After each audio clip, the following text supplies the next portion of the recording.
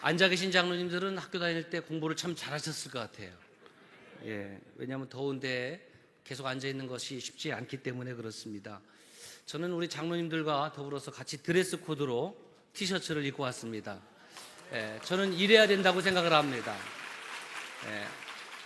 저도 고민 좀 했거든요. 이거 양복 입고 와야 되나, 네크타이 빗그루 메고 와야 되나. 그래서 제가 우리 존경하는 황진웅 장로님께도 우리 전국 장로연합회의 다른 장로님들은 티셔츠 입고도 막 부채를 붙이는데 네크타이 우리 전 회장님이라고 또 빗그루 메고 계시니까 얼마나 전문 용어로 열을 받고 계실까. 그래서 어떤 모임에 있을 때에 드레스 코드를 맞추는 것이 저는 좋다고 생각을 해서 여러분 이해하실 줄 알고 제가 이렇게 저도 흰 티셔츠를 입었습니다. 전작년 총회를 작년에 저희 교회에서 하는 그 영광을 입어서 얼굴을 뵌 장로님들도 많이 계십니다. 3년 전에 2022년 5월에 코비드 19이 이제 해제가 되면서 그해 7월에 제가 패러다임 시프트에 대해서 강의를 드렸습니다. 다시 3년 만에 부름을 받고 제가 어떻게 말씀을 드릴까 하다가 그러면 저는 그때 당시에 코비드 19 이후에 2년 안에 좀 교회가 좀 변화를 과감하게 해야 된다 이런 말씀을 드렸는데 그러면 제가 목회하는 교회는 어떤 변화가 있었는지 그 내용을 실제적으로 말씀드리는 것이 좋겠다라는 생각을 했습니다. 코비드 19이 끝나고 나서 우리 애기 엄마가 저한테 와서 이렇게 얘기를 합니다. 목사님 교회 등록할래요? 근데 그 엄마는 그 키즈카페에서 늘 봤던 엄마입니다. 그래서 아니 우리 교회 등록교인 아니냐고 물었더니 아니라는 거예요. 그래서 누구냐? 그랬더니 쭈뼛쭈뼛 하는 거예요. 그래서 당신의 정체를 밝혀라. 그랬더니 이분이 목사님 저 수녀였어요 그러더라고요. 안 놀래는 장로님들을 보고 제가 놀래는 거예요. 여러분 교회에 전직 수녀가 등록해서 다니는 교회 있으면 손 들어보세요. 없죠? 이분이 3년 동안 예비 수녀로, 예비 수녀는 똑같이 합니다. 수녀 생활을 했어요. 그런데 어떠한 이유로 이것도 다 얘기를 하면 하루 종일 해야 되니까 잘라버리고 지금은 종신수녀를 하지 아니하고 한 아기의 엄마가 된 겁니다. 키즈카페를 교회 걸 이용하다 보니까 저희 교회는 바로 옆에 작은 성당이 붙어 있습니다. 참 재미있죠. 신교와 구교가 같은 울타리에 있는 아주 독특한 곳입니다. 그래서 본인이 교회를 오면서 미안했던지 한 번은 교회 와서 예배를 드리고 한 번은 미사를 드리고 그렇게 한 거예요. 전직 수녀님이 예배를 드렸다니까요. 그래서 제가 뭐라고 그랬냐면은 부담 갖지 말고 성당에 가서 미사 잘 드리십시오. 미사를 번역하면 예배 아닙니까? 장로님께 묻겠습니다. 성당 열심히 잘 신앙생활하면은 구원 받습니까? 못 받습니까? 그러면 교회 다니면 다 구원 받습니까? 못 받는 분도 있습니까? 장로님들은 다 구원 받을 것 같아요? 못 받는 분도 있을 것 같아요?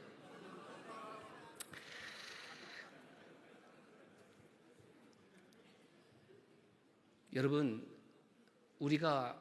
제가 늘 주장하는 것은 타이틀로 구원받는 것 아니잖아요. 목사라는 타이틀로, 장로라는 타이틀로, 권사라는 타이틀로 구원받는 것 아니잖아요. 예수 그리스도의 이름으로 구원받습니다. 아멘 안 하시는 분들은 어디 신천지에서 오셨는지 모르겠어요. 교리적인 차이는 있다 할지라도 우리 교단의 입장은 캐톨릭을 이단으로 정죄한 적이 없습니다. 캐톨릭 신자들 가운데서도 진실되게 예수 그리스도를 구원자로 나의 하나님으로 믿고 섬기는 분들이라고 하면 하나님 구원해 주시지 않겠습니까? 어쨌든 그래서 미사를 드리세요. 그랬더니 아니라는 거예요. 뭐가 아니냐? 괜찮다.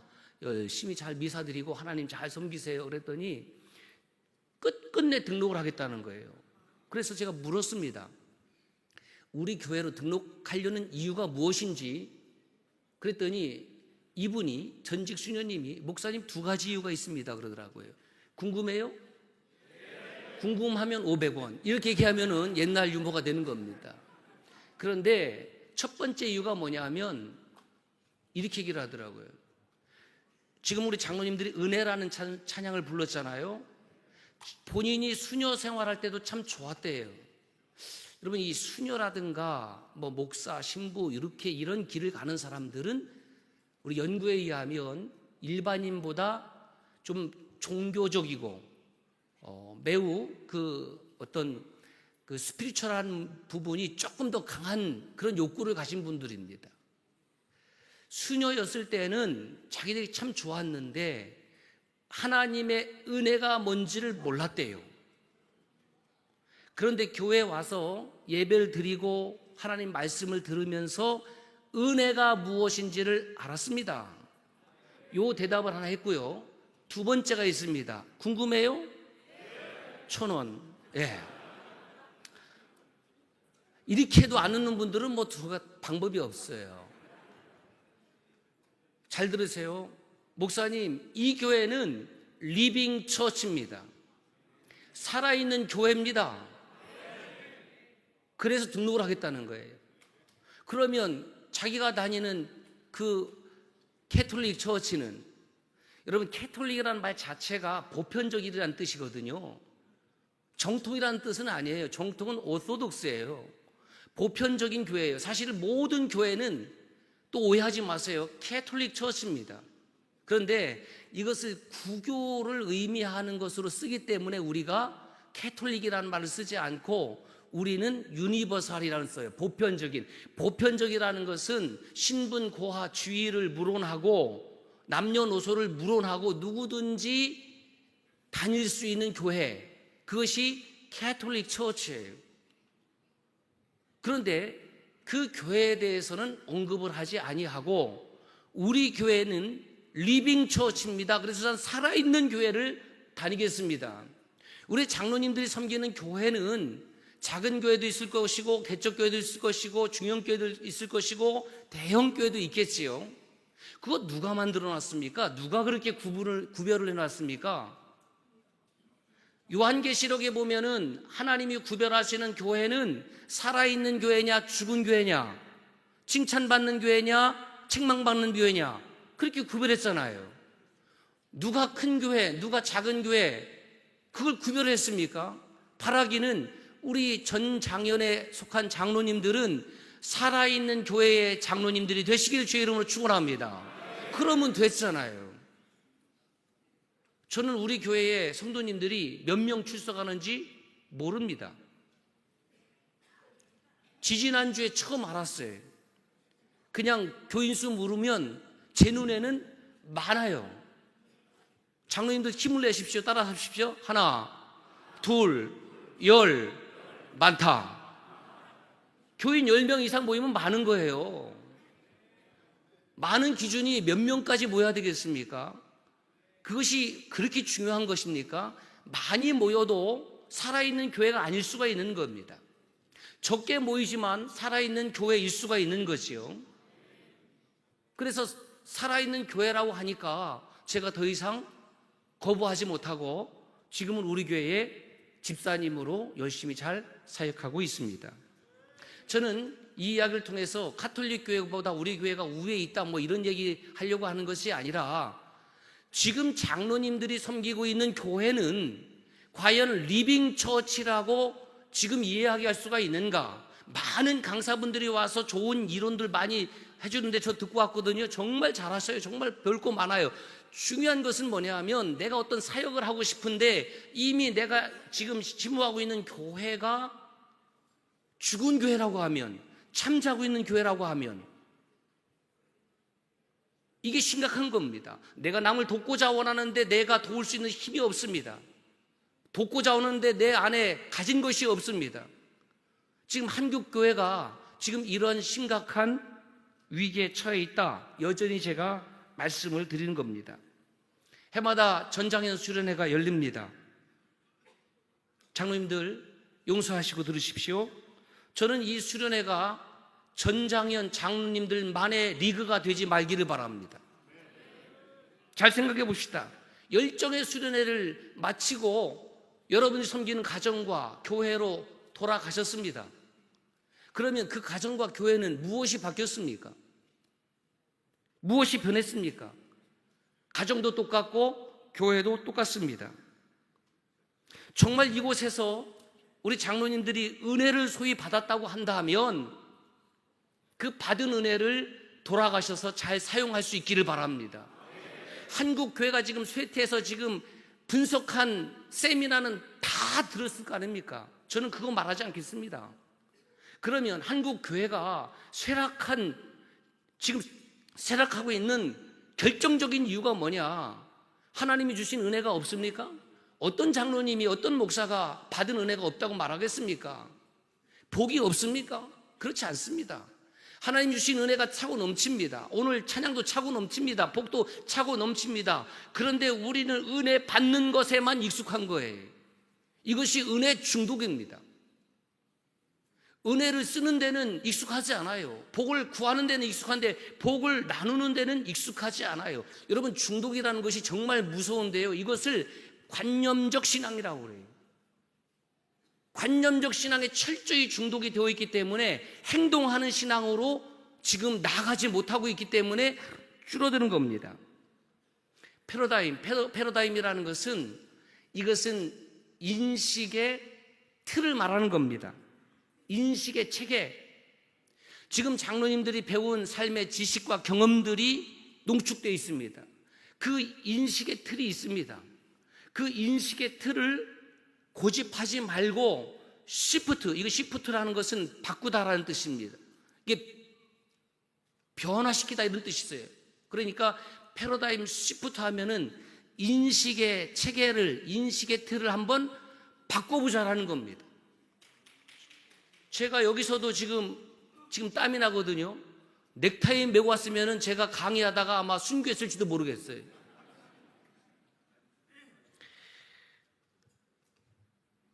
그래서 제가 잠시 여러분들에게 피곤하고 졸리니까 영상과 화면을 통해서 주로 강의를 하고, 장로 리더십에 대해서도 짤막하게 임팩트 있게 좀 말씀을 좀 드리려고 해요. 그 다음에 시간이 지켜져야 되기 때문에, 또 식사를 하셔야 되기 때문에 부족한 내용은 유튜브 유목민 이야기를 검색을 하시면 제가 아는 범위 내에서 지금 기독교계의 핫플이 뭐게요? 이게 모르니까 차주옥 장로님 문제가 생기는 거예요. 장로님들이 이 시대의 언어를 너무 관심이 없어요. 그리고 이 시대를 뭔가 좀 이끌어가는 리더를 한다는 거예요. 이게 문제가 있는 거예요. 핫플레이스. 예, 그러니까 지금 기독교계의 그 SNS에서의 핫플은 청주 서남교회입니다. 메롱이 아니에요. 진짜예요. 이것이 한 달 전에 있었던 일인데 39살에 저보다 20년 후배예요. 목사님 와서 찍겠다고 부목사님 통해서 연락이 왔습니다. 뭘 찍냐? 그랬더니 뭔가 소문이 난 것이 있으니까 찍겠다고. 그래서 찍었어요. 대본 없습니다. 짠 것 없습니다. 그래서 갖다 들이댄 것이 2편에 걸쳐서 올라가 있는데, 제가 이야기한 것은 목회관 또는 목회 신학에 대해서 말씀드린 것은 약 8만 조회가 넘었습니다. 근데 목회자가 8만 조회 하는 것도 저는 본 일이 없어요. 제가 태어나서 이렇게 유명해지기는 처음이에요. 그 다음에 두 번째로, 실제적으로 그러면 교회가 어떻게 바뀌었냐 하는 것은 18만 조회가 넘었습니다. 안 놀래는 장로님들은 시기와 질투가 있는 것 같아요. 여러분들의 교회도 이 영상을 보시고 도전을 받으시고, 정말 제가 바라기는 전장현 수련회 때마다 은혜 받고 그냥 돌아가는 것으로 끝나지 마시고, 장로님들만의 리그로 끝나지 마시고, 장로님들의 교회에서 도전 받고 우리도 한번 해보자. 따라서 한번 합시다. 우리도 해보자. 안 하려면 여기서 나가시면 좋을 것 같아. 자, 그래서 우리도 한번 해보자라는 것을 제가 더 이상 말씀드리지 아니하고 영상으로 보여드릴 테니까 보시겠습니다.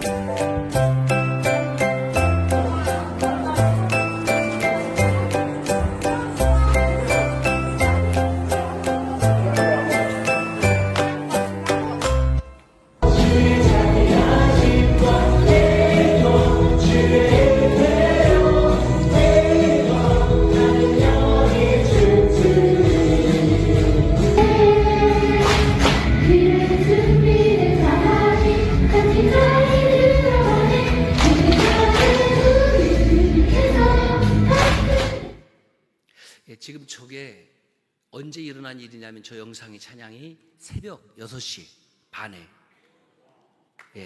6시 반에 우리는 저렇게 합니다. 안 놀라는 분들은 우리도 하고 있는데 좋습니다. 그렇게 되기를 바랍니다. 그러면 도대체 청주 소남교회가 어떤 교회? 저희 교회 올해 70주년입니다. 자, 18만 조회했다고 제가 자랑질하는 것이 아니고 존경하는 장로님들, 지금 젊은 세대가 무엇을 지금 장로님들과 목사님들과 당회에 지금 기대하고 있느냐? 18만 조회는 전통적인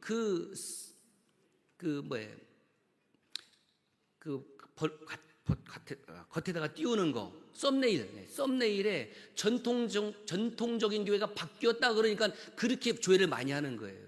그러면 한국 교회는 다 전통적인 교회예요. 50년도, 60년도, 70년도, 120년도, 140년도 다 전통적인 교회입니다.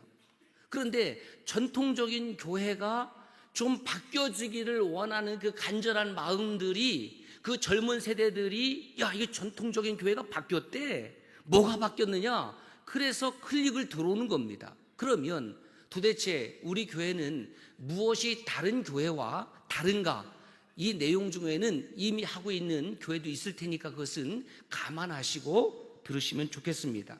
먼저 우리 장로님들, 우리 장로님들은 웰컴 사역이 있어요. 웰컴 사역. 지금 일렬로 쭉 서서 계신 분들 있죠? 우리 교회 장로님들만 잠깐 일어서시겠습니까? 장로님들 일어서 주세요. 이분들입니다. 제가 이분들 빼놓고 거짓을 고할 수가 없습니다. 앉아주세요. 제가 그랬습니다. 우리 장로님들 한번 솔직히 대답해 보세요. 우리 장로님들은 개 교회에서 모든 성도들에게 사랑과 신뢰와 존경을 받는 믿음의 아비로 서기를 원하십니까? 믿음의 아비로 서기를 원하십니까? 아니면 뒤에서 우리 장로님들 험담하는 소리를 듣고 싶습니까? 좀 실제적인 얘기 하자고요. 그 장로님들께 제가 그랬어요. 저는 담임 목사로서 우리 장로님들 성도들에게 사랑과 신뢰와 존경을 받는, 따라서 사랑, 신뢰, 존경 360도 all direction 전 방향의 리더십이 있었으면 좋겠습니다. 제가 장로님들을 자랑하고 장로님들이 저를 자랑한다고 하면 그 교회가 죽은 교회 되겠습니까? 그래서 우리 먼저 웰컴 합시다. 환대합시다. Hospitality Theology, 환대 신학이 있습니다. 그래서 우리 장로님들은 지금 1부부터 3부까지 비가 오나 눈이 오나 추위에 더위에 거기에 일렬로 서서 오는 성도들이, 그분들이 나보다 나이가 많든 적든 그것이 중요한 것이 아니라 한 생명의 가치의 소중함을 알고 먼저 고개 숙여 인사해 주십시오. 그것이 장로입니다. 그랬더니 처음에는 제가 관찰해 보니까 인사하기 시작하니까 성도님들이 뭐요? 충청도 말로 왜 저래? 꿈뻑꿈뻑 하는 모습이었습니다.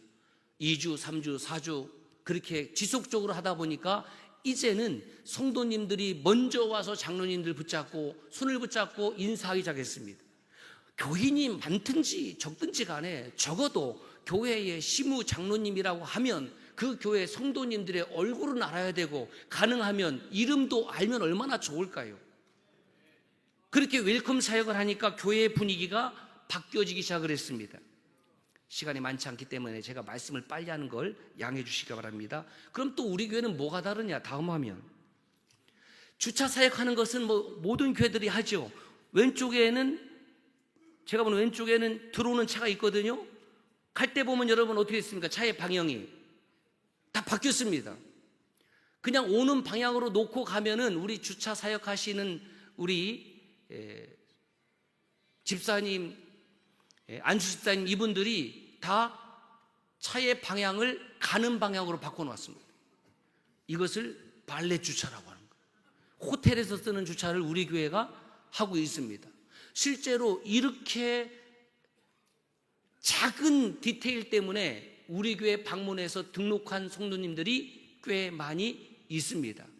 여러분, 큰 것을 보면 우리가 감탄할 수 있습니다. 그런데 감탄한다고 해서 변하는 것이 아니라 사람은 언제 변화를 받냐면 감동받을 때입니다. 감동받을 때. 감동이 어디에 있냐면 작은 디테일입니다. 작은 디테일. 덥다고 할 때 누가 물 하나 갖다 주면서 더우시죠 하면은 이 물 하나 1,000원짜리인데 이거 받고 감동받는 거예요. 내가 저분 나에게 감동 줬으니까 내가 한번 나중에 기회 되면 식사 한번 모셔야 되겠다. 감동이 있는 거죠. 여러분 한번 생각을 해봅시다. 우리 교회는 감동이 있는 교회인가? 우리 교회는 섬김의 디테일이 살아있는가? 다음 화면 보면은 여기는 이제 우리 행정실 앞인데 어느 날 저는 이런 생각들을 그럼 어디서 언제 자꾸 질문하는데 어디서 얻습니까? 새벽에 기도할 때 하나님께서 그 생각을 넣어주십니다. 장로님들 새벽에 기도하실 때에 어떻게 변화시킬까 두려워하지 마시고 하나님 생각을 넣어주세요. 우리 담임 목사님에게도 생각을 넣어주세요. 하나님은 생각의 지배자인 줄로 믿습니다. 마음을 넣어주세요. 어느 날 저 정원을 보면서 그런 생각이 드는 거예요. 교회가 올 때에 교회는 머물 자리가 있어야 되고 먹을 자리가 있어야 되고 즐길 자리가 있어야 돼요. 머물 공간, 먹을 공간, 즐길 공간. 애들에게 좀 fun, 재미있는 일을 좀 하면 좋겠다. 그렇게 생각해서 저 야자나무를 갖다가 심었습니다. 그리고 심고 거기다가 주일이면은 바나나를 걸어놔서 아이들 따먹게 했습니다. 그랬더니 어떤 집사님이 와서 시비를 겁니다. 40대 한 중반 되는데 목사님 야자나무에서 바나나가 열립니까? 그래서 이제 쪽하는 거예요 둘이. 제가 하대를 일부러 하는 것이 아니라 그래 열린다. 왜? 뜰봐? 내 맘이지. 그래서 웃었어요. 그 집사님 눈에 보이게 바나나가 열리니까 재밌다는 거예요. 저 야자나무도 저거 관상용으로 갖다가 주문한 겁니다. 심은 거예요. 그리고 거기다가 바나나가 열리고 그 다음에 빵이 열리고 거기다가 사탕이 열리고 과자가 열리고 매주일 바꿔 놓아서 걸어 놓으면 아이들 키높이에 맞춰서 걸어 놓으면 아이들이 그것을 따먹습니다. 물론 또 어떤 분은 또 바나나를 따먹으려고 하는 어른들이 있어요. 그러면 그분들은 10,000원. 왜 내 맘이니까. 그래서 그 10,000원을 받으면 행정실에서 다시 또 그 우리 행정간사님이 또 걸어놓은 겁니다. 아마 내일부터 저희는 전교인 여름 수련회인데 아마 바나나가 열리지 않을까. 그러니까 아이들이 뭔가 교회에 오면은 작지만 즐길 거리가 있는 겁니다. 그리고 어른들도 바나나 한 송이에 10,000원 말이 됩니까? 여러분 교회가 경제 논리로 살아가면 되겠습니까? 그래 이거 내가 하나 따먹고 나도 한번 맛보고 그리고 10,000원 아이들을 위해서 미래 세대 아이들을 위해서 거기다가 헌금을 하는 겁니다. 그렇게 바뀐 거예요. 그 다음에 우리 교회는 그 앞에 섬나도 마켓이라고 그래서 여전대의 뭐 청년 공동체 다양한 공동체에서 여기서 사역을 합니다. 어떤 분들은 이것을 장사하느냐 하는데 여러분 장사를 함부로 여기지 마십시오. 장사하시는 장로님들 열받습니다. 장사 나쁜 거 아닙니다. 그런데 이것을 우리는 장사라고 표현하기보다는 사역한다. 왜? 장사라는 것은 정당한 일을 하고 정당한 이익을 취하는 우리 자본주의 사회에서 아주 선하고 아름다운 일 아닙니까? 열심히 일하는 거. 그런데 교회는 왜 제가 장사라는 표현을 하지 않느냐면 저 사역을 해서 한 푼도 본인이 갖는 것이 없어요. 갖는 게 없습니다. 다 선교비로 내놓습니다. 그런데 좋은 품질의 것을 저렴한 가격으로 그러니까 인건비가 빠지는 거죠. 그렇게 해서 성도들에게 함께 좋은 시간을 갖고 있는 것이 섬나도 마켓입니다. 또 다른 것이 무엇이냐면 어느 날 1부, 2부 예배를 드렸는데 그때는 저하고 교육자들하고 이분들만 식사를 했습니다. 어느 날 제가 부임해서 먹는데 그런 생각이 들더라고요. 너만 입이냐? 너만 입이냐? 그 1부에 와셔서 사역하시는 우리 교우들이 많이 있거든요. 그래서 같이 먹어야 되겠다. 그래서 한식으로 먹던 것을 다 폐지해버리고 간단하게 빵하고 우유하고 커피하고 빵 한 쪽 먹고 똑같이 먹고 사역을 합니다. 그래서 우리는 호텔식은 아니지만은 주일 조식을 제공을 합니다. 금요일 날 예배 드리러 올 때에 집에 들어갔다가 안 나오시니까 저라도 들어갔다 나오기 싫을 것 같아요. 그래서 저녁에 교회로 오시면 저녁까지 준비해 드리고 있습니다. 또 새벽 기도는 새벽 행진 좀 무브먼트해서 새벽 행진해서 새벽에 오시면 우리 새벽 특송도 있고요.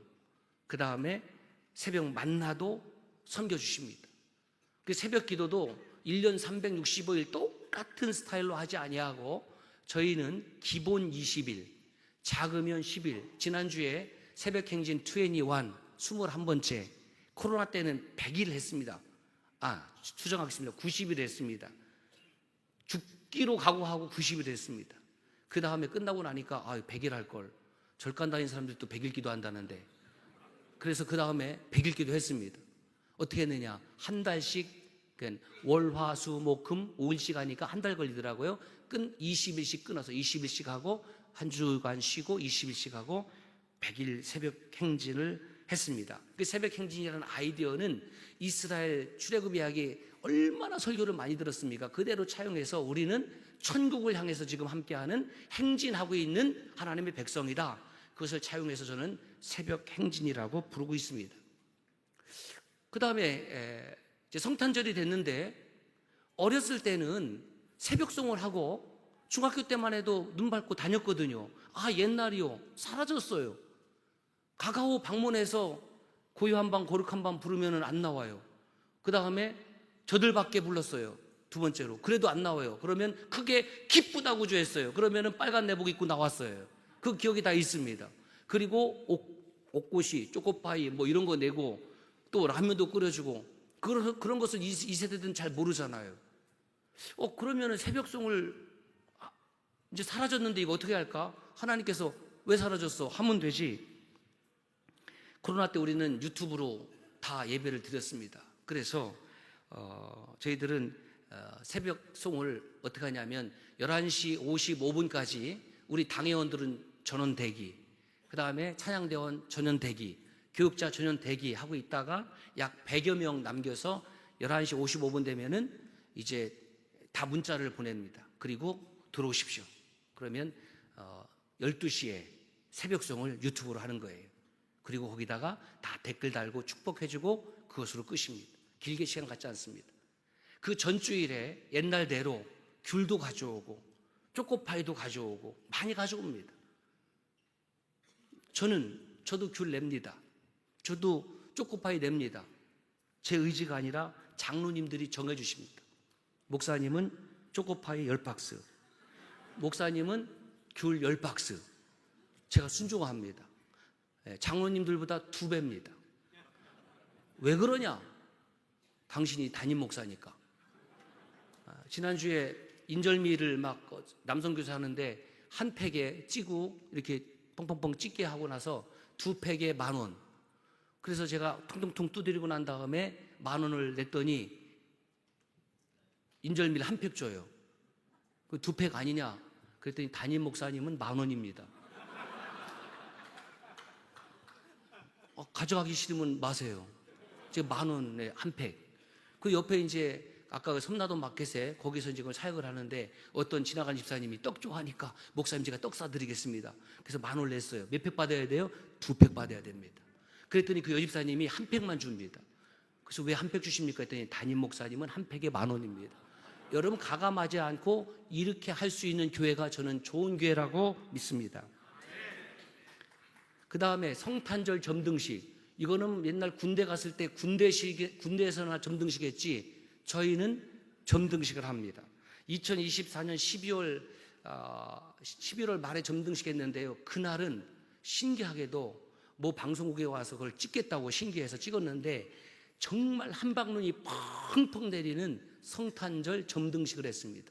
이것을 왜 하느냐 하면 이 자라나는 세대들에게 이런 것을 경험해 보라고 하는 거예요. 경험해 보라고.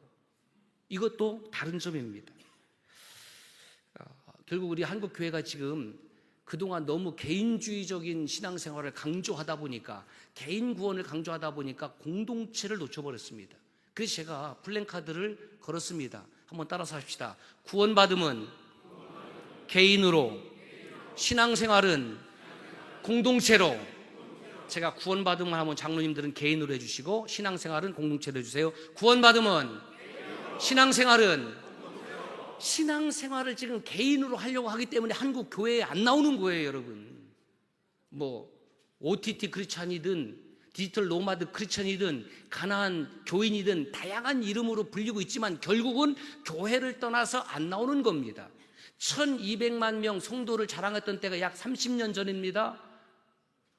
목사 한 수 받고 30년 지나고 나니까 지금 500만 명을 잃어버렸습니다. 몇 명인지도 몰라요. 우리 지금 개신교 신자가 약 700만 명으로 추산할 뿐입니다. 엄청난 숫자를 잃어버렸습니다. 거기에는 교묘한 개인주의 신앙이 있다는 겁니다. 나 혼자 은혜 받으면 되지, 나 혼자 구원 받으면 되지, 나 혼자 큐티하면 되지, 나 영성생활 잘하고 있는데. 그래서 구원 받으면 개인으로 맞습니다. 그러나 신앙생활을 공동체로 해야 되는 이유가 뭐냐 하면, 내가 힘들 때 옆에서 지켜주고, 내가 어려울 때 옆에서 도와주고, 내가 고통스러울 때 위로해주고, 내가 배고플 때 밥 사주고. 그래서 또 제가 문장을 만들었습니다. 따라서 해주세요. 함께 식사는 위로요, 격려요, 사랑입니다. 이거 쓰시려면 바꾸지 말아주세요. 함께 식사는 위로가 되고 격려가 되고 사랑이 되지 않습니까? 그렇게 공동체 신앙으로 강조를 하다 보니까 무너졌던 구역에서 2019년 목장 사역을 선언하고, 지금 저희 교회는 약 100여 개의 목장이 소그룹이 활발하게 살아 움직이는 교회가 되었습니다. 교회는 우리가 헬라어로 에클레시아 잘 아시는 말씀이지만, 이것을 한국 교회가 어떻게 번역을 했냐면, 가르칠 교자, 말씀을 가르친다 라는 의미로 가르칠 교자를 썼는데, 저는 뭐 동의합니다. 그런데 여기다가 또 하나의 해석을 했으면 좋겠다는 겁니다. 그것이 뭐냐 하면 사귈 교자를 쓰는 겁니다. 교회는 어떤 곳이냐면 하나님과의 사귐이 있는 곳, 예배를 통하여 하나님과의 사귐이 있는 곳, 그것이 에클레시아입니다. 교회는 하나님과의 사귐이 있고 그 다음에 옆에 성도님들과의 사귐이 있는 곳. 지금도 이 강의 시간이지만 안 들어오신 장로님들은 밖에서 열심히 지금 코이노니아 사귐이 있는 거예요. 훌륭한 분들 아닙니까? 만나볼 분들도 있고. 그러니까 예배가 끝나고 나서 좌우에 있는 어떤 분들하고도 인사하지 않고 혼자 가는 사람은 이거 병든 사람이에요. 예배가 끝나고 우리가 함께 교제하고 나누고. 코로나가 끝난 다음에 제가 2022년 7월에 강의를 했으니까요, 그때 빅데이터를 보니까 그 이후에 한국 교회가 만약에 10개 교회라면 6개 교회가 교회 식당문을 닫았습니다. 지금까지도 힘을 잃고 문을 열지 못하고 있습니다. 빅데이터에 의하면 코로나를 겪은 다음에 한국 교인들은, 따라서 해주세요, 완전 변했다. 완전 변했다. 완전 변했는데 완전 안 변한 사람이 있습니다. 누구냐면 목사님과 장로님들이에요. 성도들은 변했습니다. 그런데 건물도 그대로 있고 사람 모양도 그대로 있으니까 안 변했다고 생각하는데 아니에요. 여러분, 장로님들 다 변했어요. 여러분, 손주들을 보세요, 사위를 보세요, 며느리들을 보세요. 어마어마하게 변했거든요. 안 모입니다. 우리 교회 탐방하시는 분들이 묻습니다. 이 교회는 왜 이렇게 헌신하는 사람들이 많냐고. 저는 그 질문을 받으면서 당황스러운 거예요. 원래 교회 자체는 헌신하는 곳이었는데 코로나를 겪으면서 헌신하지 않습니다. 여전도회가 더 이상 밥 못하겠다는 겁니다. 6개의 교회가 지금 밥을 못해요. 여기 장로들 가운데서도 지금 예배가 끝나고 나서 점심 못 잡수고 가시는 분들이 태반입니다. 저는 교회에서 예배 끝나고 나서 밥 안 주면 저는 담임 목사 안 할 겁니다. 저 교회 밥 먹으러 가는데요. 네? 하나님의 양식도 먹어야 되고 또 육신의 양식도 섬기고 나누고 먹어야 되고, 먹으면 친해지는데, 그러니까 다 지금 개인주의화 되고 있는 거죠. 그래서 저희 교회에서 강조하고 있는 것이 뭐냐 하면 웰컴 투 섬나도입니다. 화면 보시면은 교회 앞에다가 대문짝만하게 장로가 상회에서 달아놨어요. 웰컴 투 섬나도. 제가 섬나도 지사입니다. 그 섬나도 얘기했더니 뭐 제주도 옆에 있는 거냐? 아닙니다. 섬나도는 섬김과 나눔과 도움의 약자입니다. 수련의 주제가 다시 세상의 빛으로. 어렵습니다. 우리들은 이해하지만은 믿지 않는 사람들은 세상의 빛으로라는 말이 무슨 말인지 이해하기 어렵습니다. 그것을 풀었으면 다시 세상의 섬김과 나눔과 도움으로. 할렐루야. 그렇게 그들이 이해할 수 있는 언어로 웰컴 투 섬나도라고, 왜 저게 뭐냐고 물어봤으니까 앉혀놓고 5분 10분 전도할 수 있는 거 아니겠습니까? 그러니까 저희 교회의 트레이드 마크가 그렇게 된 것이죠. 다음 보시면 아까 이제 키즈 카페 얘기했는데, 키즈 카페는 정말 유명해졌어요. 그 화면 보면 지금 약 2,700명의 유치부 어린아이들이 등록해서 다니고 있습니다. 이분들은 정말 남의 교회 잘 되는 걸 보니까 하나님 나라의 동역자인 것 같아요. 그러면 꼭 어떤 분들이 이런 얘기를 해요. 진짜로 그렇게 다 다닙니까? 여러분, 교회 왔다 갔다 하는 사람들은 다 진짜 신자입니까? 왔다 갔다 그냥 다니다가 하나님께 붙잡힌 사람들 많이 있잖아요. 뭐 먹으러 왔다가. 근데 2,700명의 아이들이 아까 보셨죠? 월요일부터 화요일부터 금요일까지 그 아침에는 청주 시내 약 400여 개의 유치원과 어린이집이 있는데 그 유치원과 어린이집 가운데 약 100여 개가 조금 넘게 우리 교회의 키즈 카페하고 이렇게 연결이 돼 있어요. 그래서 아침 9시만 되면 그 노랑 병아리들이 그 교회로 줄줄이 사탕처럼 들어오는 거예요. 여러분, 그 광경을 보셨잖아요. 얼마나 감격스럽습니까? 교회 다니고 있잖아요. 안 다니는 겁니까? 좀 참아주세요. 기다려주세요. 교회에 발걸음 옮긴 아이들이, 교회에서 뛰는 아이들이 영원토록 주님을 섬기게 될 날이 올 줄로 믿습니다. 그렇게 해서 미래 세대가 점점 부흥하고 지금 꽉 찼어요. 우리 교회도 앞서 말씀드렸지만 전통교회 애들이 없어요. 그래서 2주 전에 처음으로 제가 우리 부목사님들에게 그런 얘기를 했어요. 우리 교회가 도대체 어떤 교회로 됐는지 한번 파악해보자. 그래서 교족부를 가지고 출석하고 있는 교인들을 대상으로 조사를 해봤더니 9년 전에 부임할 때 우리 교회는 역삼각형 교회였습니다. 지금 한국 교회가 다 역삼각형 교회입니다. 아이들은 적고 위에 어르신들은 많고, 맞죠? 많아요. 그런데 약 8년 목회하면서 교회가 항아리형으로 변했습니다. 저희 교회도 그런 교회였다고요. 장로님들이 심호하고 있는 교회도 얼마든지 하나님께서 여러분들을 통해서 변화시킬 수 있을 줄로 믿습니다. 그리고 스터디 카페, 이거 돈도 없는데 그 코로나가 끝날 때 이거 하자고 하나님 마음 주셔서, 하나님 마음 주시면 순종해야 됩니다. 하나님 생각 주시면 순종해야 됩니다. 말씀을 그렇게 들었는데 순종이 안 되는 이유는 앞서 말씀드렸듯이 우리가 관념적 신앙으로 깊이 중독됐기 때문에 아멘은 되는데 밖에서 나가서 안 하는 거죠. 안 쓰는 거죠. 손주들 위해서 쓰는 게 아깝습니까? 교회에 순조들이 오면 얼마나 좋습니까? 아까 어떤 강사님은 통합 측 장로님들이라고 해서 자부심 있다고 그러는데 저도 동의합니다. 어느 여집사님하고 남집사님이 왔는데 애들이, 남자애들만 4명입니다. 그 왜 왔냐 그랬더니 자기가 다니는 교회는 작은 감리교회인데 그 친정 아버지는 그 교회를 세우신 장로님인데, 얘들아 더 이상 안 되겠다 우리 교회. 그리고 그 아이들을 양육할 수 있는 선생님이 없습니다. 다 떠나가고 없습니다. 그러니까 너희들은 이 아이들 신앙 양육을 위해서 너희들이 찾아가라. 그래서 우리 교회로 왔습니다. 한 2달 후에 그 장로님, 내자 되시는 권사님이 별세했습니다. 제가 밤에 문상을 갔습니다. 장로님 처음 뵙겠습니다. 장로님, 매주 손주들 보다가 손주들 지금 못 보니까 얼마나 서운하세요. 그렇게 제가 위로해드렸더니 이분 정말 좋으신 장로님입니다. 저의 손을 꼭 잡으면서 뭐라고 말씀하시냐면, 목사님 저는 괜찮습니다. 우리 손주들 환대해주고 있다는 소식 딸내미 통해 잘 들었습니다. 눈물 나게 고맙습니다.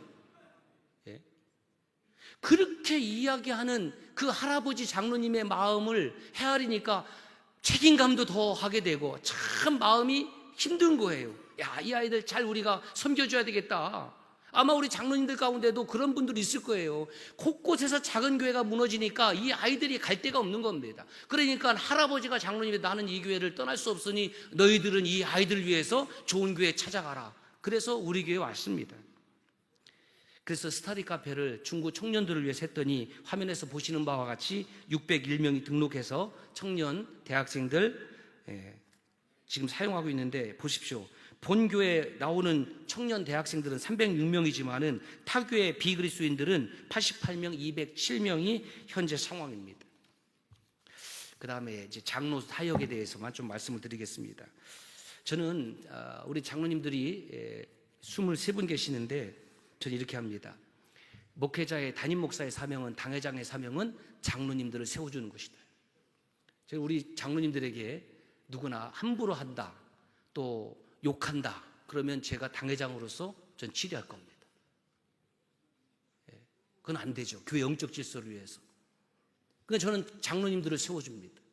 그리고 장로님들은 담임 목사를 세워줘야 돼요.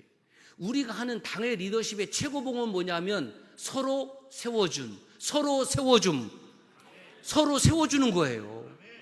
장로님들이 장로님들을 서로 잘 세워줍니다. 우리 선임 장로님 와 계시지만은 선임 장로님 고 연배 같으신 분이 지금 4분입니다. 그런데도 얼마나 동년배인지 선임 장로님을 깍듯하게 세워주시는지 몰라요. 교회의 영적 질서를 세우기 위해서 안과 박씨 똑같습니다. 그러므로 한국 교회, 우리 통합적 장교회가 살아나기 위해서, 당회가 살아나기 위해서, 당회가 살면 교회가 삽니다. 당회가 싸우면 교회가 죽습니다. 그러면 우리는 어떻게 되느냐? 서로 영적으로 세워주자. 그 리더십을 간단하게 정리했습니다. 첫 번째가 responsibility. 목사와 장로님은 당회원으로서 무한한 책임이 먼저입니다. 책임입니다. 책임. 저에게 누가 목사님 왜 담임 목사 합니까? 라고 묻는다면 저는 이렇게 대답할 겁니다. 누가 하겠다는 목사가 없어요. 담임 목사가 있으면 추천해 주시기 바랍니다. 없어요. 진짜 없습니다. 부목사들도 싫대요. 두 번째, 커뮤니케이션. 당회원은 우리 장로님들은 끊임없이 일반 성도들하고 제발 소통하십시오. 당회에서 어떤 결정을 하기 전에 평상시 소통하고 계시면 문제 없습니다. 세 번째, 당회원의 주된 사역은 임파워먼트. 각 부서를 끊임없이 격려하고 지지하고 지탱해주는 사역을 해야 됩니다. 저는 그것이 좋은 당회, 좋은 교회를 이끌어가는 지름길이다. 그래서 저는 우리 장로님들과 더불어서 각 부서를 끊임없이 격려해 줍니다. 격려 식사, 위로 식사. 우리 선생님들이, 미래세대 선생님들이 약 140명 훈련되어 있습니다. 교사복도 만들어 입혔습니다. 교사복. 교사복을 입고 있는 날에는 그분들 커피 한 잔이라도 사주라고 제가 말씀을 드립니다. 아주 사기가 대단하죠. 경제 식사할 때는 정말 잔치 뻑적지근하게 잘해드립니다. 교사가 살아야지 애들이 살기 때문에 그렇습니다. 우리 장로님들은 장로님들과 상의해서 우리 2부 예배 때, 그러니까 전통적인 예배를 드릴 때만 착용을 합니다. 예배도 바꿨어요. 3부는 좀 오픈 서비스로, 2부는 어르신들이 많기 때문에 그분들 정서를 감안해서 전통적인 예배를 드리고 있습니다. 그것도 장로 가운도 새로 만들었습니다. 예배 패러다임도 엄청 많이 바뀌었습니다. 저는 수요 예배도 수요 목장 라이브 예배로 드립니다. 우리 장로님들, 우리 재직들이 교회에 오는 시간은 금요 예배입니다. 그리고 주일 예배, 주 2회입니다. 저는 너무 많이 교회에 붙잡아 두면 안 된다고 생각을 합니다. 주 2회 오는 것, 주일 빼고 저녁에 오는 것 쉽지 않습니다. 그래도 저희는 저녁을 기도회에서 예배로 바꿨습니다. 그리고 화요일 성령 기도회, 목요일 성령 기도회 그런 거 다 없애고 성령 충만은 1년 365일 해야 된다. 성령 하나님을 파편화시키지 말자. 그래서 금요 예배 때 우리 당회원들과 우리 재직들이 의무적으로 참석하는, 그것도 의무죠. 우리 법에 나와 있는 대로 주일 예배도 바꾸었고 수요 예배도 바꿨고 수요 예배 방식도 바꿨고 목장 사역도 바꿨고, 하여튼 바꾼 것이 무지하게 많은데 이거 하려고 그러면 장로님들 오늘 식사를 하지 못합니다. 결론, 지금 금년도에만 저희 교회를 방문한 교회 수가 약 70여 개 교회입니다. 그럼 우리 교회가 다 잘해서 그런 것은 아닙니다. 그동안 2022년 강의 후에 주로 우리 통합적 교회에서 간간히 방문을 했습니다. 그런데 우리 교회보다도 외형적인 사이즈가 더 많이 나오는 그런 교회, 제가 앞서 말씀드린 것 양해해 주시고, 그런 교회도 오더라고요. 침례교에서도 오고 감리교에서도 오고 순복음에서도 오고. 왜냐하면 이것이 그 SNS의 힘입니다. 그래서 저희들이 오면 오시는 교회 안에서 다 식사 제접은 못하지만 아이스 커피 한 잔은 기쁜 마음으로 섬기고 있는데 그것도 엄청 많아요. 여러분, 저는 유명한 목사도 아니고 우리 교회도 70년 역사지만 그렇게 내세울 만한 것이 있는 교회가 아니었습니다.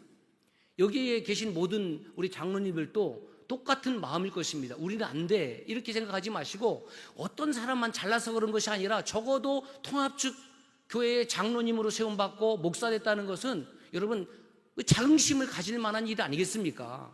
그래서 아직은 시간이 있고 아직은 기회가 있습니다. 3년 전에도 외쳤지만은 돌아가셔서 정말 우리 장로님들만의 리그로 끝나지 마시고, 여기서 교제하는 것으로 끝나지 마시고 선한 영향력을 발휘하셨으면 좋겠습니다. 그럼 어떻게 하면 되느냐? 목숨 걸면 됩니다. 죽으면 돼요. 저는 죽어봤잖아요. 심장마비로 죽어봤잖아요. 목숨 걸고, 목회자도 교회를 살리는데 목숨 걸고, 이론의 문제가 아닙니다. 장로님들도 목숨 걸고 어떻게 하면 우리 교회는 우리 교회 상황에서 변화시킬 수 있을 것인가, 그 변화의 주체에 우리 장로님들이 앞장서시기를 바랍니다. 한번 따라서 해주십시다. 아직 시간이 있고 아직 기회가 있다. 줄여서 아시하기. 감사합니다.